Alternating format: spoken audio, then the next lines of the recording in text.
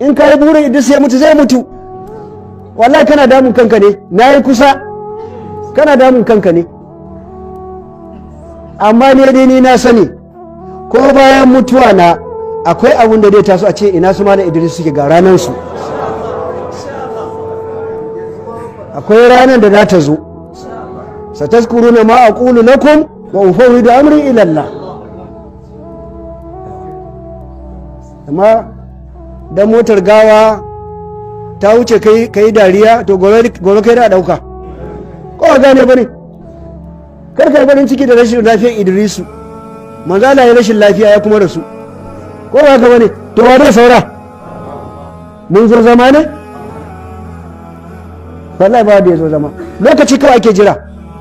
Walan yu'akhkhira Allahu nafsan idza jaa ajaluha. Kowa lokacin sai zai tafi da lafiya ba lafiya.